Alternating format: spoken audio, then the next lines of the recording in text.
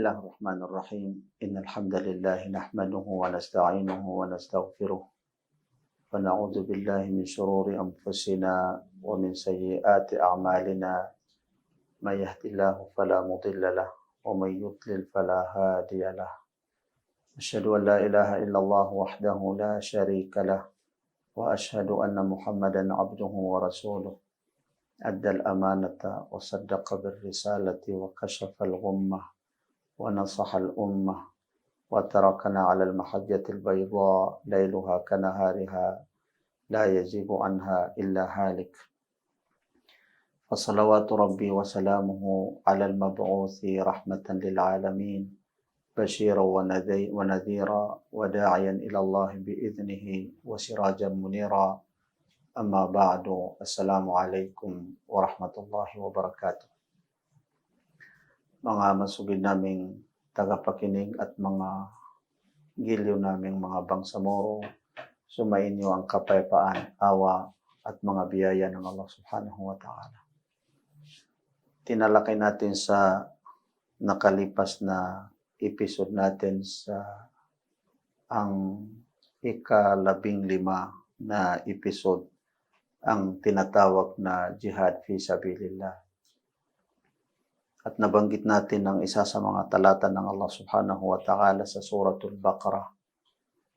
At ang nabigkas natin ay falyuqatil fi sabilillah alladhina yuqatilunakum wa la ta'tadu innallaha la yuhibbul mu'tadin. Nagkamali tayo mga kapatid sa ating pagbigkas. Kinakailangan na maulit natin at ang pinakatama mga kapatid ay waqatilu fi sabilillah. Waqatilu fi sabilillah alladhina yuqatilunakum wa la ta'tadu innallaha la yuhibbul mu'tadin. Waqatilu fi sabilillah, kayo ay lumaban sa sinumang nakikipaglaban sa inyo. Kayo ay lumaban sa sinumang nang aapi, sinumang pumapatay sa inyo, alang-alang sa Allah subhanahu wa ta'ala. Wala ta'tadu, huwag kayo mag-umpisa sa labanan. Huwag kayo gumawa ng hindi karapat-dapat o kaya ay labag sa pamamaraan ng kahit pa sa tinatawag na labanan. Sapagkat ang Allah subhanahu wa ta'ala ay hindi niya ikalulugod ang tinatawag na pang-aapi o kaya ay paglampas sa tamang pamamaraan. Ang jihad sa tamang katuruan ni Propeta Muhammad sallallahu alaihi wasallam. Mga giliw naming mga bangsamoro, isa sa mga values halaga natin na sumasang-ayon sa ating pananampalataya at hindi rin labag sa standard na values ng mga mabubuting mga tao sa buong mundo ay ang tinatawag na ihtiramun nas, ang paggalang, pagrespeto sa mga tao. Mga kapatid, pagrespeto sa mga tao. Hindi lamang pagrespeto sa mga kasama.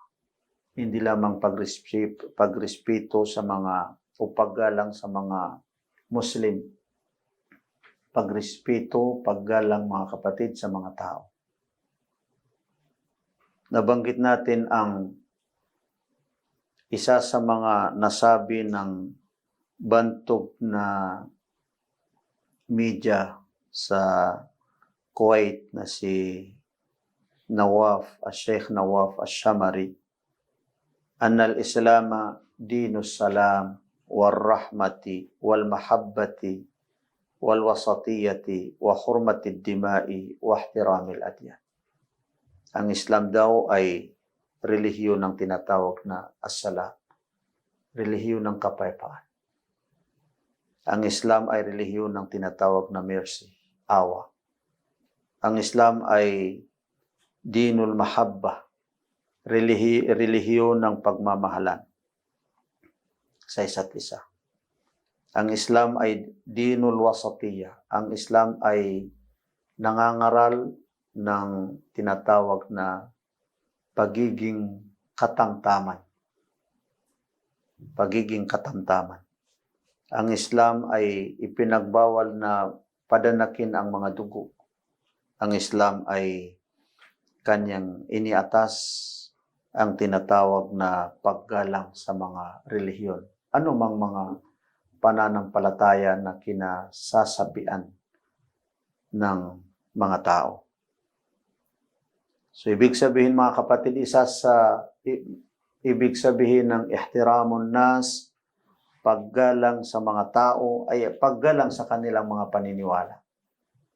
Mayroon tayong tinatawag na freedom of religion.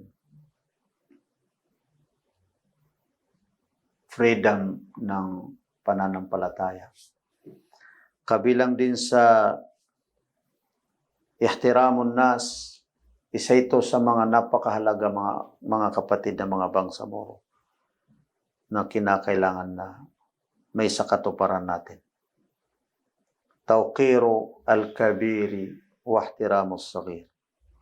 Ang igalang ang sino mang nasa taas, sino mang nasa itaas, at gayon din igalang din ang sino mang nasa baba. Ang malaking tao kailangan ipagkaibigay sa kanya, kailangan katungkulan natin na igalang siya, itaas natin siya.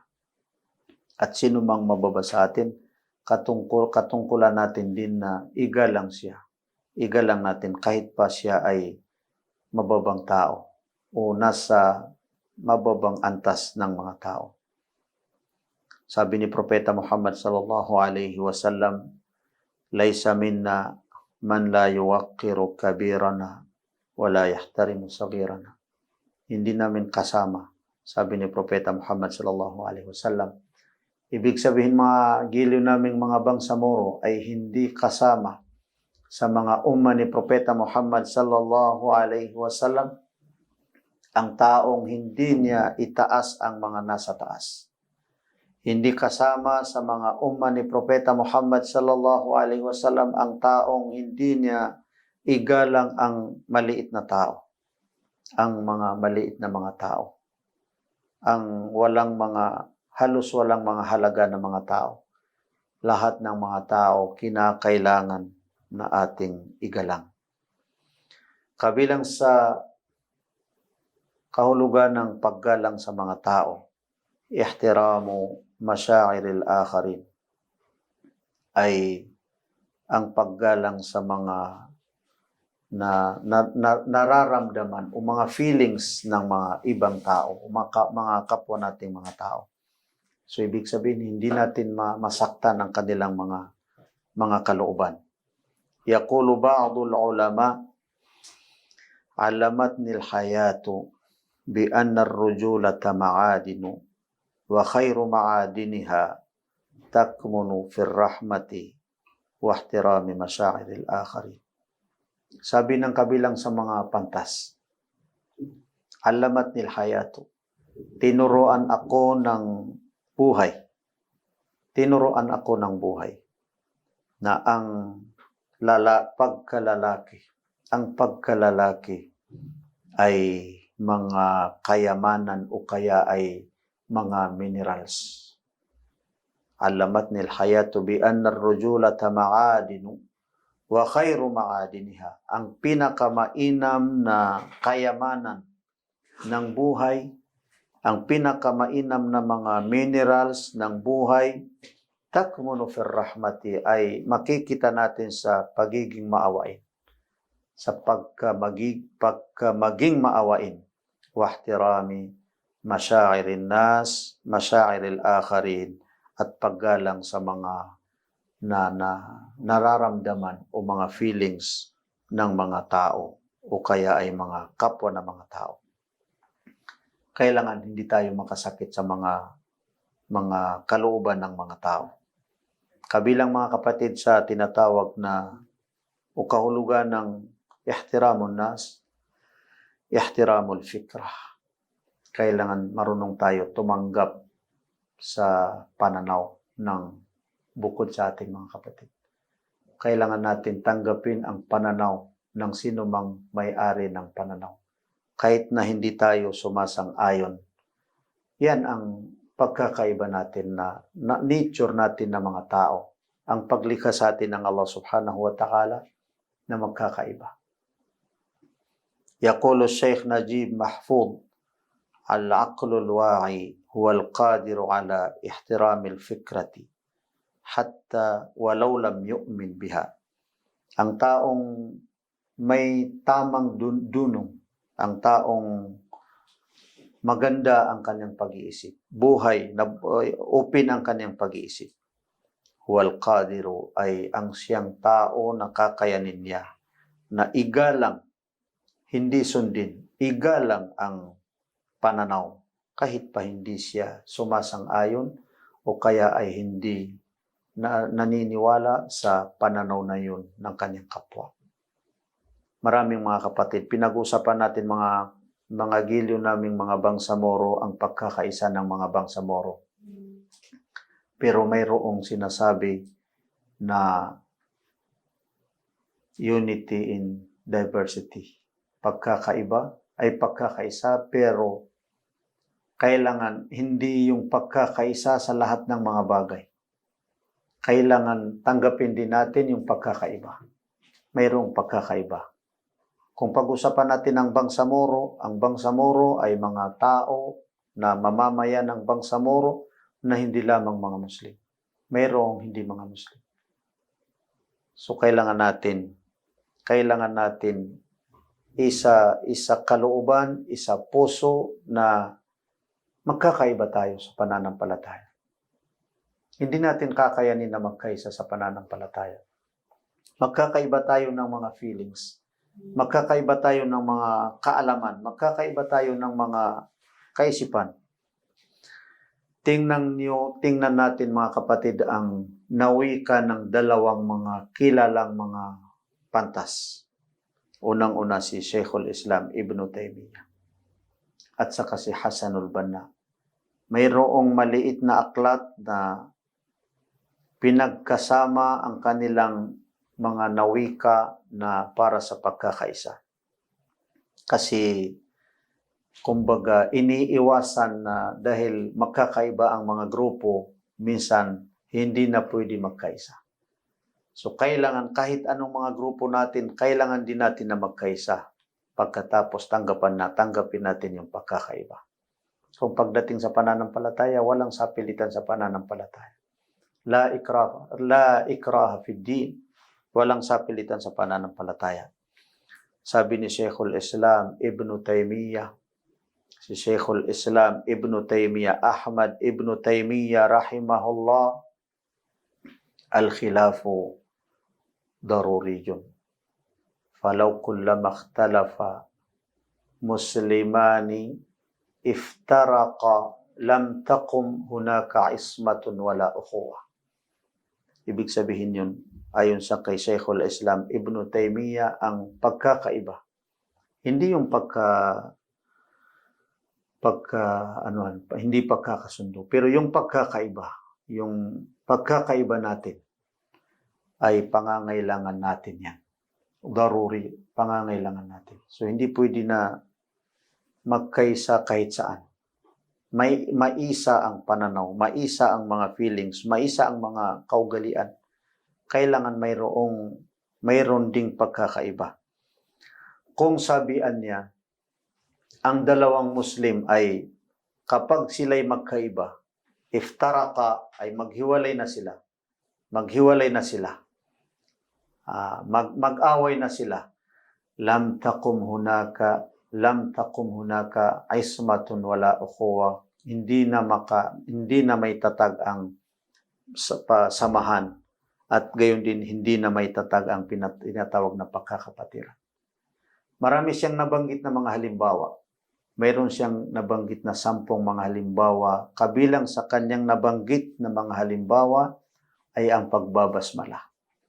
Sabihan niya, kung ang magkaiba ang mga Muslim sa pagbabasmala, pagbigkas ng Bismillah, kapag tayo ay magdasal, may mga hindi na magbigkas, may mga magbigkas, may mga malakas ang kanyang pagbigkas ng Bismillahirrahmanirrahim. Mayroong hindi malakas ang kanyang pagbigkas, Kasi naririnig lamang ng mga malalapit sa kanya kung sabihan niya sa mas'ala sa isyong ito ay magkawatak-watak na tayo, maghihiwalay na tayo ng mga Muslim, hindi na kailanman mangyari sa atin ang pagsama-sama, hindi na pagbuklod-buklod mangyari sa atin ang pagbuklod, gayon din hindi na mangyari sa atin ang pagkakapatiran. Sabi din ni Hasanul Banna rahimahullah, sabihan niya, al-khilafu daruriyun fil haya. Ang pagkakaiba ay pangangailangan natin sa buhay natin. Hindi pwede na ganito talaga ang paglikha ng Allah subhanahu wa ta'ala ay magkakaiba ang kanyang mga nilikha. Magkakaiba tayo ng mga tao.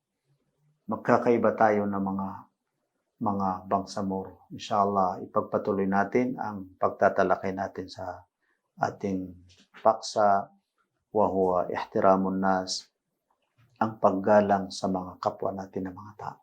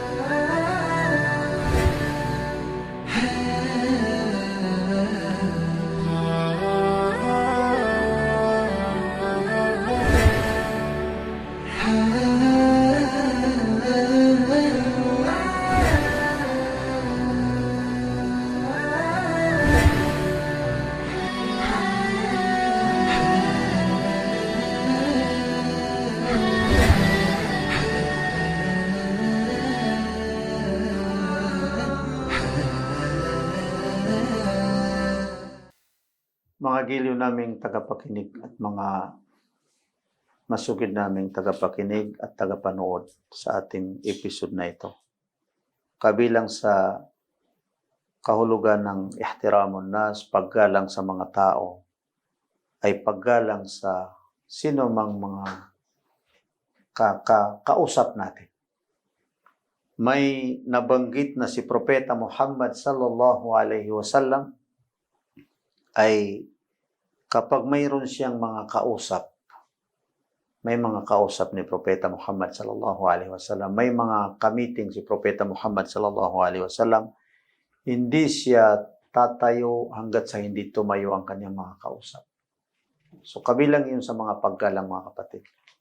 Sa mga kasamahan natin, ng mga bangsamoro, kailangan natin igalang sila kahit pa sa pamamagitan ng pag-uusap. Kabilang sa mga paggalang na tinutukoy natin, mga kapatid, ay paggalang sa mga mahirap. Ihtiramul fuqara. Sabi ng mga kabilang sa mga pantas, al-faqru laysa aiban wa innamal aibu an tatakabbara 'ala al-fuqara wa anta makhluqun min at-turab.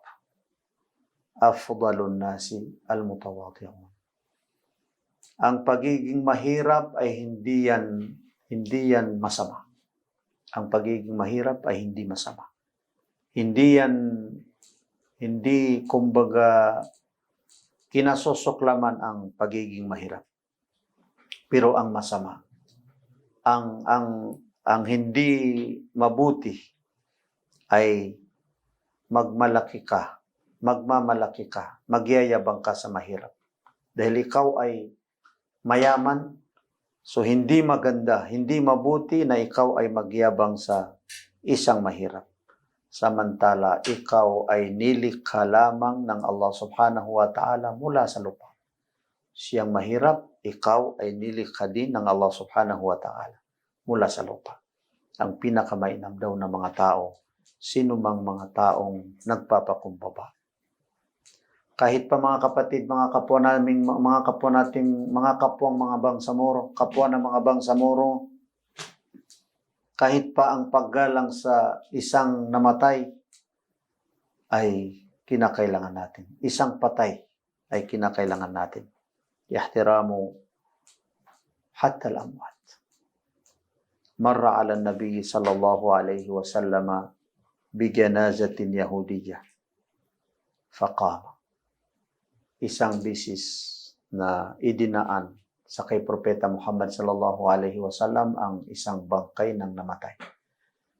Idinaan sa kay Propeta Muhammad sallallahu alaihi wasallam ang isang bangkay na namatay na Yahudi. Ibig sabihin hindi bangkay ng isang Muslim.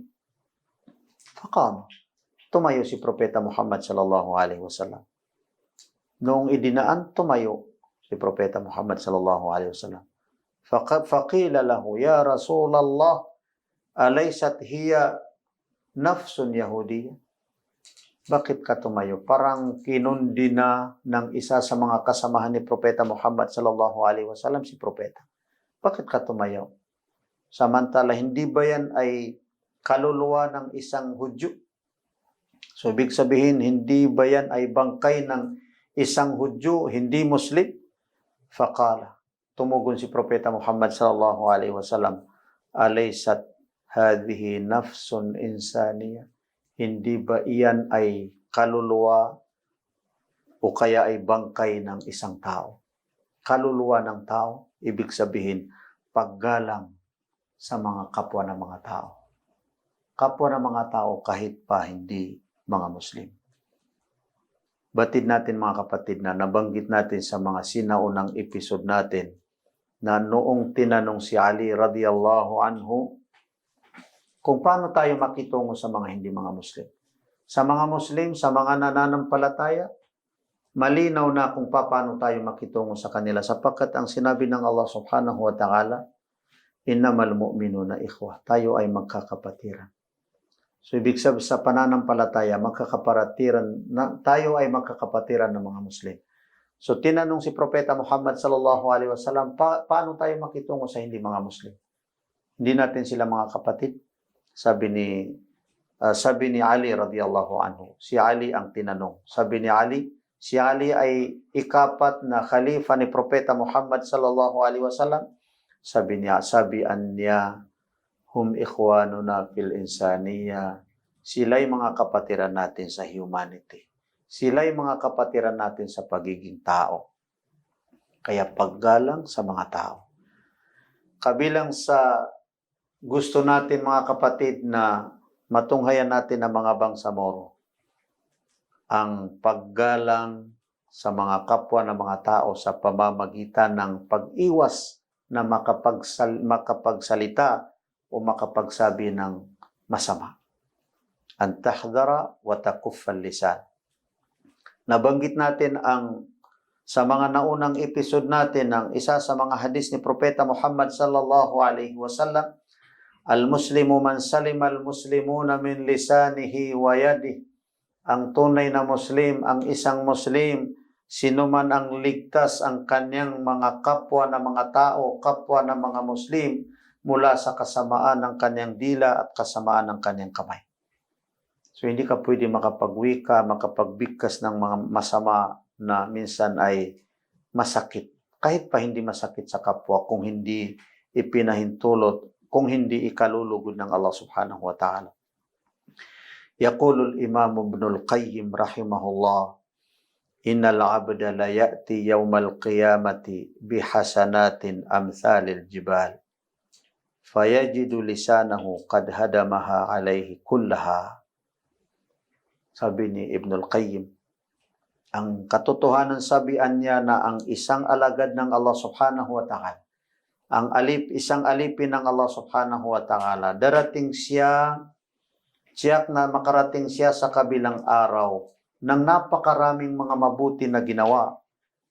Katulad na ng mga bundok ang kanyang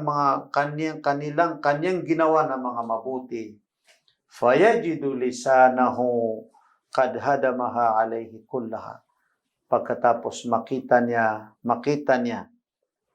ang kanyang dila na mawawasakin lahat ng kanyang mga ginawang mabuti. Nang dahil lamang sa kanyang dila, mawawasak, hindi na niya makamit ang gantimpala sa kanyang mga ginawang mabuti katambak-tambak na mga mabuting ginawa kahit pa katulad na ng mga bundok o umabot na ng dami ng kanyang mga ginawang mabuti ng mga katulad ng mga bundok. Mga kapatid, may isang hadis ni Abu Hurairah radhiyallahu anhu, isa sa mga kasamahan ni Propeta Muhammad sallallahu alaihi wasallam, na kanyang isinalaysay ang isang sinabi o hadis ni Propeta Muhammad sallallahu alaihi wasallam. Ithnani yudkhilani an-nas al-jannah. Dalawang bagay ang may pasok ang mga tao sa paraiso ng Allah subhanahu wa ta'ala. Taqwallah wa husnul khuluq. Ang pagkatakot sa Allah at kabutihang asal, ang kagandahang asal. Wathnani yudkhilani an-nasa an-nar.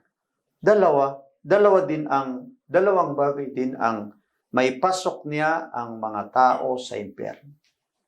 Ano baga mga kapatid ang dalawa? Al-famu wal-farj. Yung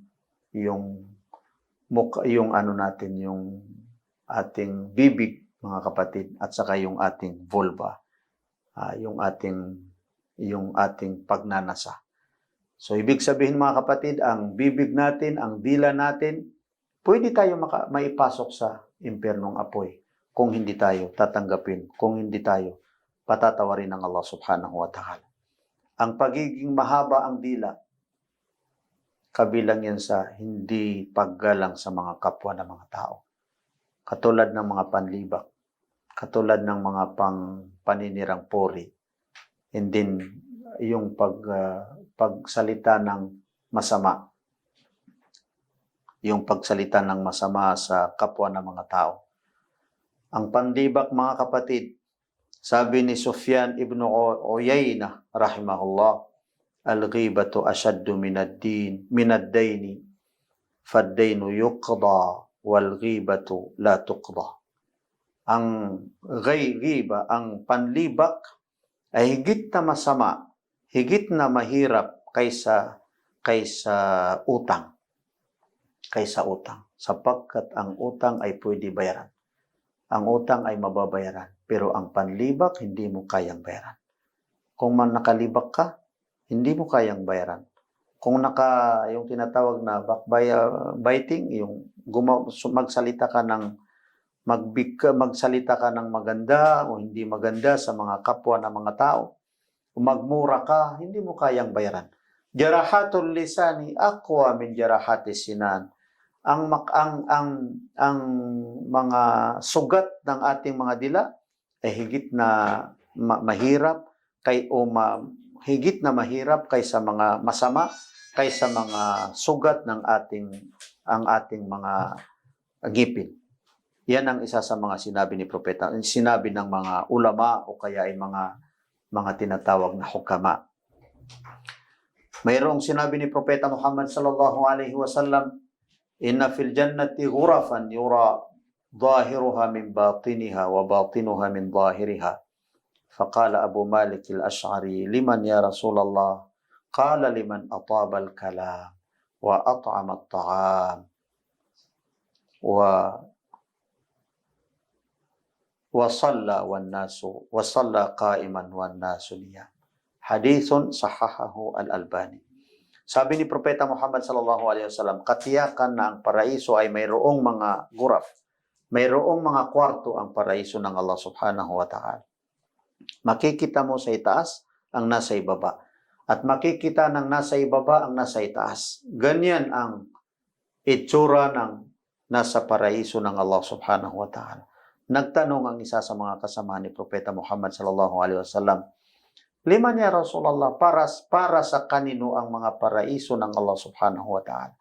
Qala liman atabal kalam, sino mang magsalita ng mabuti, magsalita ng maganda, sino mang magpakain ng pagkain, at sino mang magdasal sa gabi na ang mga tao ay natutulog. Mga kapatid, paano tayo makitungo sa mga nagsasalita ng masama o gumawa ng masama labag sa atin, mga kapatid? Kailangan din natin yan, mga kapatid, para sa gayon ay isa ito sa mga patunay na marunong tayo maggalang sa mga kapwa natin na mga tao. Kayfa nata'amalu ma'a man yusi'u ilayna. Qila lil Hasan al-Basri, inna fulanan yagtabuka. Faqala marhaban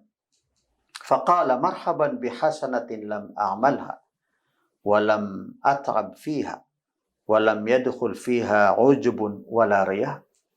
May nagsabi sa kay Hasanul Basri, isa ito sa mga sinaunang mga pantas, may nagsumbong sa kanya, nasabihan niya, ang isang tao, may isang tao na nililibak ka. Ano ang sinabi sa kanya? Ano ang tugon ni Hasanul Basri sa kanya? Sabi niya, marhaban. Welcome sa mabuti para sa akin na hindi ko na nagawa. Marhaban bihasanatin lam a'malha. Ibig sabihin, maganda sapagkat mayroon akong mabuti na hindi ko ginawa, hindi ko na nagawa. At hindi na ako naghirap para magawa ang mabuti na yan. At hindi na pumasok sa akin ang ujub, yung pagkabilib sa sarili, o kaya ay pakitang tao. So ibig sabihin, wala ka nang ginawa, nilibak ka, mayroong ka palang gantimpala. Mayroong ka palang gantimpala. Kun kasyajari yarmikan naso bilhajar wa tarmihim bithimar. Gawin mo ang sarili mo, sabi ng mga ulama, na katulad ng punong kahoy na pinagbabato ng mga tao. Pinagbabato ng mga tao. Kung ano-ano nang ibinabato sa punong kahoy na yan, pagkatapos ang ibinibigay, ang isinusukli sa kanila, binabato sila ng mga bunga. Binibigyan sila ng mga bunga. Pinagbabato pero ang ibinibigay sa kanila, ang sinusukli sa kanila ay mga bunga na napapakinabangan nila. Napapakinabangan nila. Sabi ni Hesukristo, sampaling ka sa kanan na pisngi, lumingong ka sa kaliwa. Ganyan mga kapatid, ganyan tayo makitungo sa sino mang mga masamang mga tao. Sino mang manlibak sa atin, sino man ang magmura sa atin, at sino man ang gumawa sa atin ng hindi karapat-dapat. So kung ganyan tayo maging mga kapatid, kung maging kaugalian natin, kung maging ganyan tayo ng mga bangsamoro, hindi ba tayo magkakaisa? Katiyakan mga kapatid na tayo ay magkakaisa. Walang pag-anilangan na tayo ay magkaisa ng mga bangsamoro hinggil sa ating pananampalataya at magkaisa ng mga bangsamoro hinggil sa ating bayan ng mga bangsamoro. Manalangin tayo mga kapatid ng mga bangsamoro na matuntunan natin ang pagkakaisa natin ng mga bangsamoro. At magkakaisa tayo sa ating pananampalataya. Hindi ibig sabihin pag tinatalakay natin ang pagkakaisa sa pananampalataya ay maging Muslim tayo lahat mga kapatid.